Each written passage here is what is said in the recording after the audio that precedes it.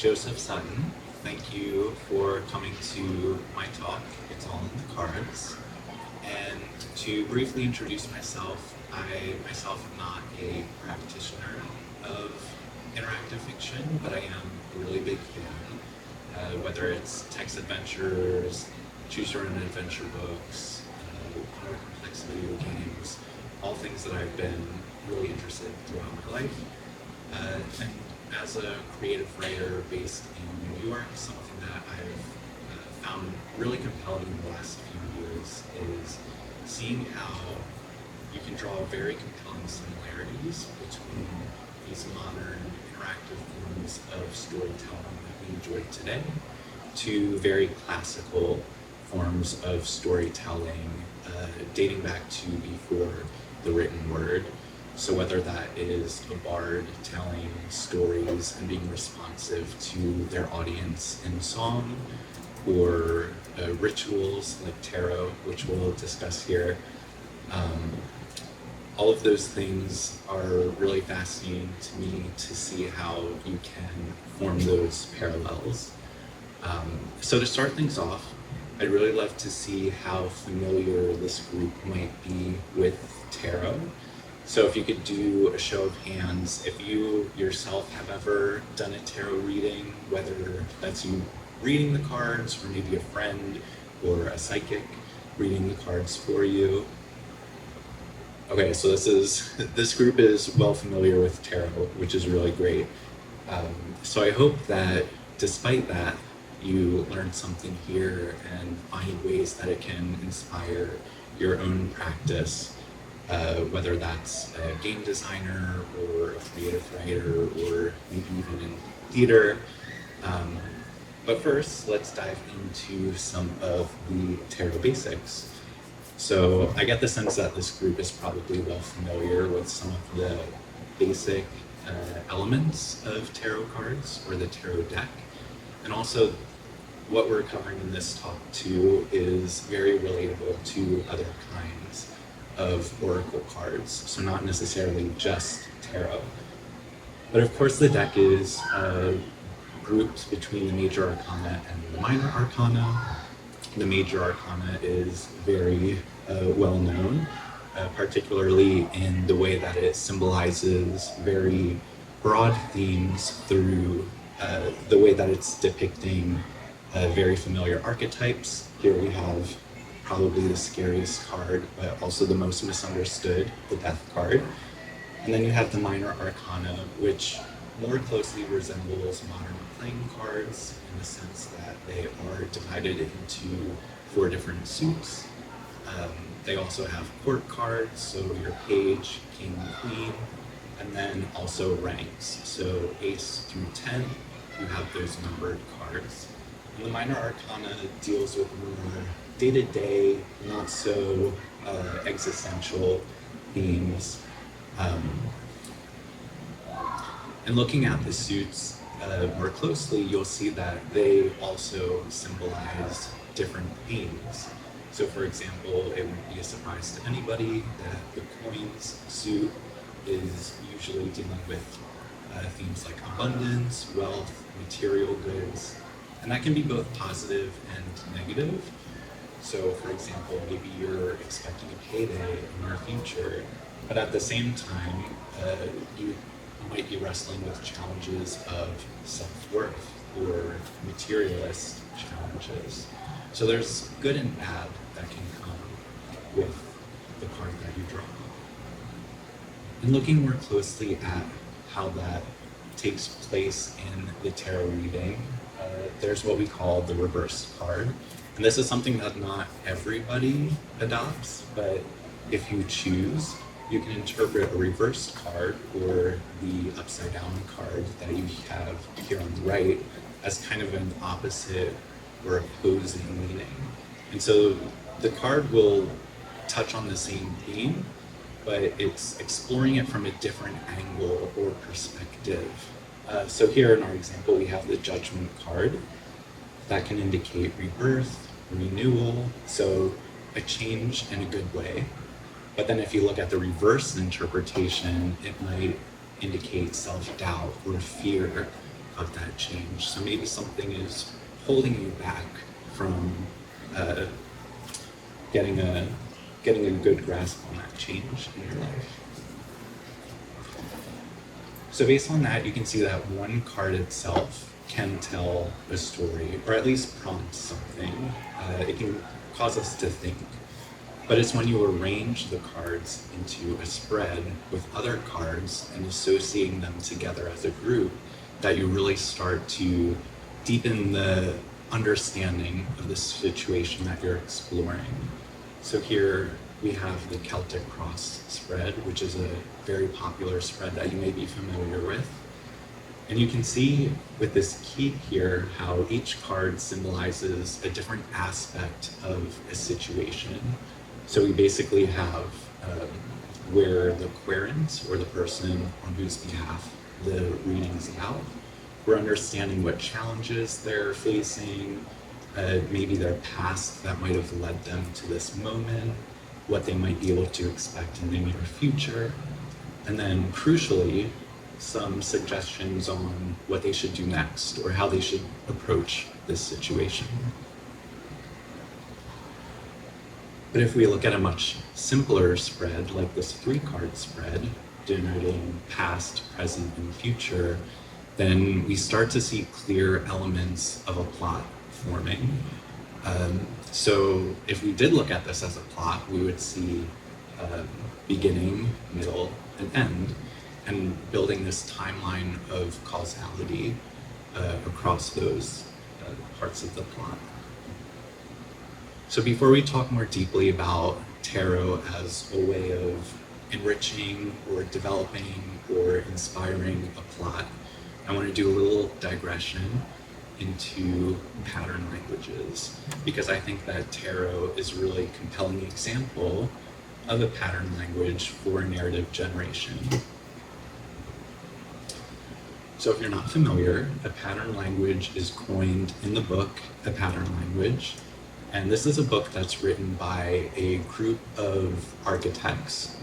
And so what they set out to do is find kind of like a formula or a guide on how to approach different challenges in designing spaces. And so they define a pattern language as an organized and coherent set of patterns, each of which describes a problem and the core of a solution that can be used in many ways. And so a pattern can basically be any kind of space that you can think of. So a museum would be a pattern, but those patterns are also made up of smaller interconnected patterns that together make that space. So a theater, like we're on today, could be a pattern within a museum, connected to exhibit spaces, a gift shop, a cafeteria. So patterns can be both very big, even a city, or very small. And I think if you had watched the keynote earlier this morning about space as a means of storytelling, I think pattern language in the traditional sense is really compelling there. And a fun fact that the book, A Pattern Language, had also influenced Will Wright in creating The Sims before The Sims, when it was just envisioned as a building and decorating simulator. Here are some examples of pattern languages. I understand that you might not be able to read the patterns on the left side, but this is taken straight from the book, and numbers 75 through 79 at the top are some examples of ones dealing with the home. So for example, a house for a couple, or a house for one person. And lower at the bottom, you see patterns that are very much resembling the kinds of spaces that you would see in a public street. So for example, a cafe, a beer hall. So you can see you not only have those specific places, but you're on the right an assemblage of different patterns. Those being open stairs, arcades, entryways that once assembled create a coherent space that feels comfortable, it feels well lived in, and is ultimately just a nice place to be in.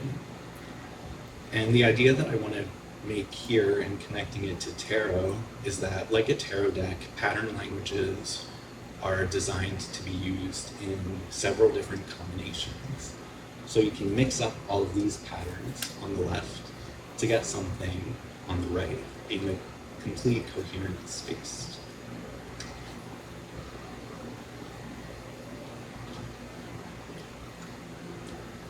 And all of this is to say that a pattern language, or tarot, is a pattern language that is ripe for collaborative, interactive storytelling. We didn't get to that collaboration point yet, which we will expand on next. Because if you are familiar with the history of tarot, before it was adopted for divination purposes, it was used as a game, as playing cards. And one of the games that was played by the Italian courts in medieval times was called appropriated tarot. And in this game, everyone sits at a table, they take turns drawing cards, and with each card, they add a new element to a collaborative story. So you might draw a card that could signify a conflict that you're introducing to the story, or maybe it's a new character.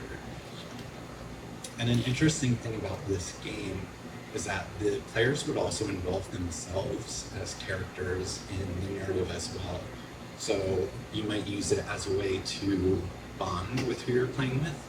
Or maybe you're trying to woo somebody at the table, so you introduce them as a character in a flattering way. And then that starts to build this really interesting connection, I think, to a tabletop role-playing game where you're kind of talking out and acting out these different scenarios that are generated through drawing the cards. But then if we also look at more traditional kinds of storytelling, like a book, a really famous example of an author using tarot to create narratives is Italo Calvino. And he was a writer in the Oulipo movement. They were well known for using constraints, like very mathematical oriented in some ways, and elements of chance and randomness in creating stories. And so he has this really great book called The Castle of Crossed Destinies. And in this book, travelers come to this castle along their way to whatever journey or place they're going to. And for whatever reason, nobody can talk when they get to the castle. They're all made speechless, and they are waiting for the next day so they can get on with their travels. But how do you communicate with your fellow travelers if you aren't able to speak? So someone has the idea to start telling stories by laying out tarot cards and trying to illustrate the stories by mixing together these different tropes and archetypes depicted in the cards themselves. And what's really fascinating about the book is you are in the mind of one of the travelers who is witnessing the stories unfold in the cards, and you're really in their head as they're trying to wrestle with different interpretations. They're trying to think, what is the other person trying to convey to me? And so you can hear them maybe play with dual interpretations of a card, and they might abandon one interpretation in favor for another as new cards are added. And to me, it's really compelling to think of, or to see that element of interpretation happening in real time as the story is progressing, because something that's really important about tarot is, of course, your own subjectivity and your own interpretations. And that can, of course, change throughout the process of doing a reading. And so the point that I want to make there is that the tarot reading itself is a story. I think we often think of it as like I'm going to a reader or a psychic and they're just going to tell me what the situation is, and I have to do what they say because that's destiny, you know? But that's not really an accurate way of looking at it, I don't think. I think it's more of a conversation and a dialogue between the reader and the querent, And together they both come to a shared understanding of the story. And we'll look more into what that looks like in the next section, which starts to get at what does this mean for interactive fiction. This isn't just going to be about the basics of tarot, but how does this actually apply to the storytelling process? So for this portion of the presentation, I'm drawing a bit from this really amazing paper. I'll have it linked on the last slide, and I recommend anyone interested in this goes to read it. And it's called Manifesting Desire via Playful Mechanics in Tarot Readings, and it's by Renata Tilia. And she breaks down the tarot reading into the different playful mechanics and elements that happen throughout a reading. And so 3 really big ones I have here. The first one being choice. And so this is something that both the reader and the querent do together, which is asking questions of one another. The querent themselves, they're not just a passive audience in the reading. They also take actions themselves by cutting the cards, for example, as they're being shuffled, or choosing from which stack of cards to draw new ones from. And then the second mechanic is emergent narrative. This is the act of building interpretations, reinterpreting those interpretations, basically what I was explaining in the narrator of Calvino's book. And then finally, procedural generation. And this is the iterative expansion of the situation or the story as new cards are added to the spread and as new associations are being built across them.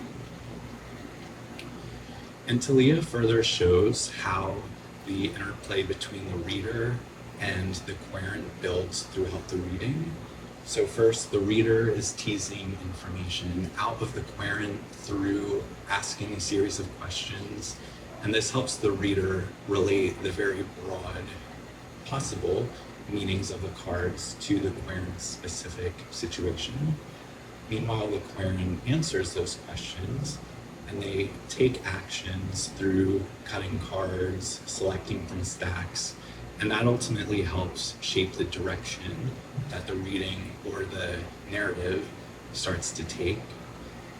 And then through both of those actions, new possibilities open and close into where the direction is headed, and different possible actions for the querent to take. And so, like I said before, I think this showcases how the querent takes on the role of both like a reader and an author. If we begin to look at a tarot reading as a narrative itself, so the querent is basically the protagonist of their story. The spread itself is the plot structure or map, and then the reader, as like an authoritative voice in a reading, adopts sort of an author role there. But really the querent is kind of taking away some of that control from the author as they start to shape their own destiny. And this goes to Roland Barthes' idea of the death of the author. He's talking about like linear written texts, but his whole point there was that the reader brings their own subjectivity and experiences to the text, and that ultimately creates the meaning that they take away from it. And if you saw Judith's earlier talk here, talking about the different types of immersive player types, I think that that's a really compelling conversation that could be had here as well, of how does the specific situation of the reader or the audience in this case build on that narrative. So what are some ways that we can apply this to interactive fiction? As I said at the start, I myself am not a writer of interactive fiction, but merely a fan. But I did want to have some kind of takeaway or thought starter to help inspire you on how you might weave these ideas of tarot into your own brainstorming or narrative practice. So one strategy that I have here is a pretty basic and intuitive one, which is inspired by tarot spreads. And that's thinking about the tarot spread as a story map. So maps can be really important to interactive fiction, whether that is a literal environment that the player is navigating, or whether it's simply a story map, like this screenshot that I have of a Twine story where you can see all of the different texts mapped out. And so here you can start to, or rather you can begin with a spread and use that as a way to help inspire the structure or organization of the game world, or how the narrative takes place in a spatial orientation. So you might think of each card in that spread as a node in a network or environment that the reader traverses, whether that card inspires a conflict that they'll meet there that they need to overcome, or perhaps it's a character that they find in that part of the narrative, and using tarot as an effective tool for generating that spatial exploration of the story. And another strategy is inspired by the dual interpretations of tarot cards, so that upright versus reversed position. And that's to use those two different interpretations as possible opposite poles, I guess, in a spectrum of mindsets that the player character might approach a specific situation in.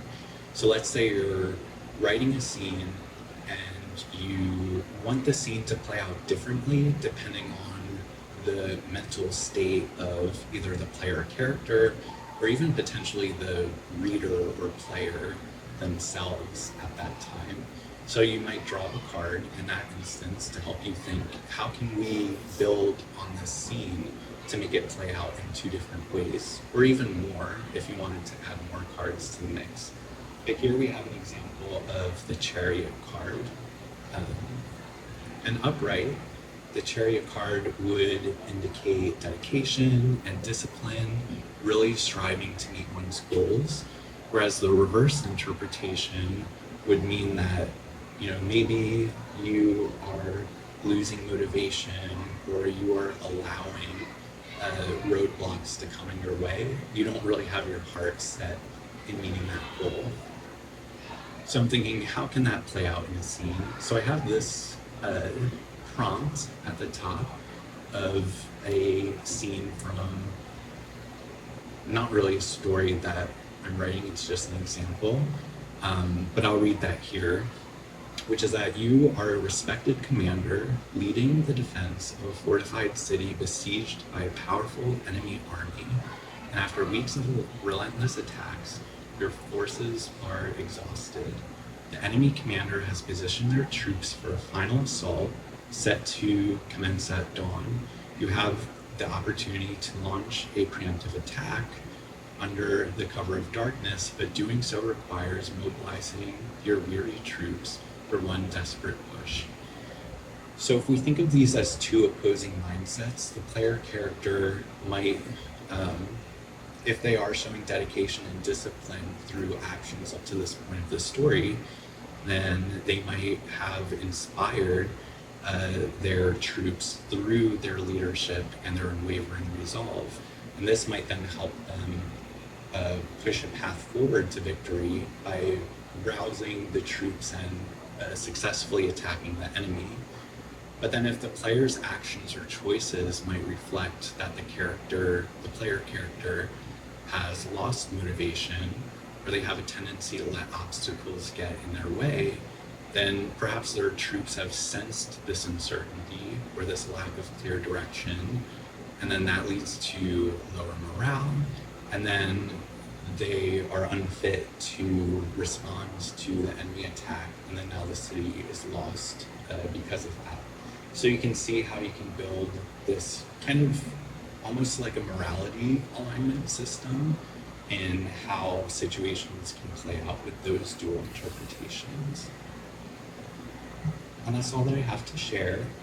You can see here again that paper that I had mentioned, and then also a couple really great books around tarot and its use for generating narrative or as a tool to help inspire narratives, as well as my contact information there.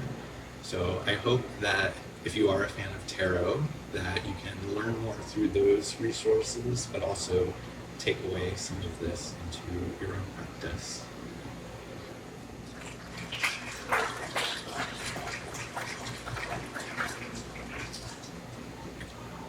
And I can stick around if there are any questions.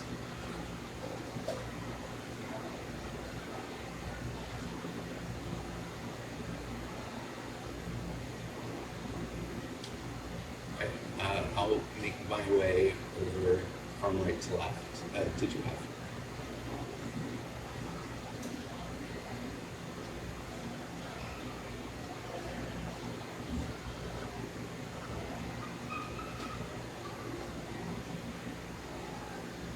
Oh, so you're asking how you would use these strategies in the classroom? Yeah. So I think well, first of all, tarot can be a really fun way to break the ice or get people talking, especially in a group situation like that. I think probably something similar to the appropriated tarot game, where you can give each student or person a card for them to reflect on. And that's something that's very simple because it's just one card. And then organizing the students to come together and maybe build off of those interpretations together into some kind of shared story. And I think talking through that creative experience can really help. If someone is experiencing writer's block or maybe has trouble kickstarting a story, then that conversation can really help get the creative juices flowing and help them start to build that. Yeah, you.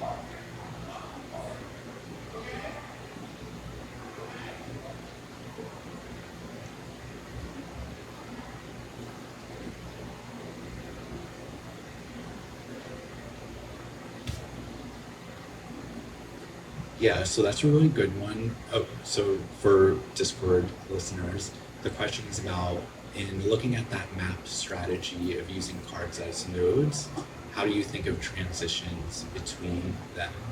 That's a really good question, because one of the risks that can come from that strategy is that it can feel disjointed and a bit random, which makes sense because it is literally a random thing. My advice there would be to not feel that you have to be too literal in the cards, or feeling that you have to completely represent the totality of a card's interpretations. So really trying to pick and choose what specific elements might fit with the surrounding narrative. Which is also really compelling because that's really what tarot is about, right? Like if I'm doing reading of myself, I'll see a lot of possibilities that really aren't relevant at all to my life. So you really have to play with that subjectivity and picking and choosing, I guess, on what kind of fits neatly with the surrounding stuff.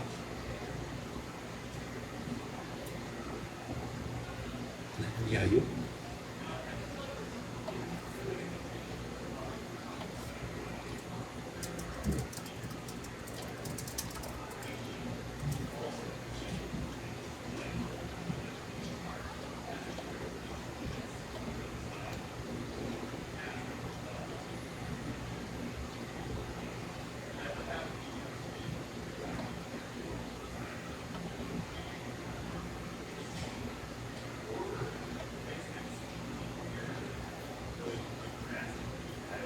Mm.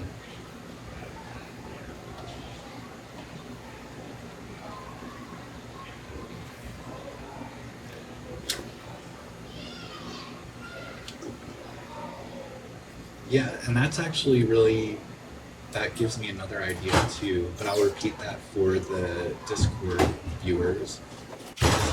positionality of the cards, and even thinking about like order of events can really shift the interpretations or possibilities.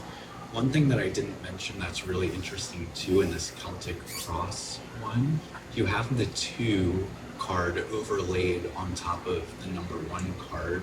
So you can also think too of those kinds of configurations or crossed cards as another really interesting way of maybe developing a conflict in a story, or like an if-then kind of a situation where if there is some kind of overlaying conflict or a consequence of something in the past that can then color that scene, that might not always be there. So playing with those like crossed cards is also really interesting there. And then yeah, you.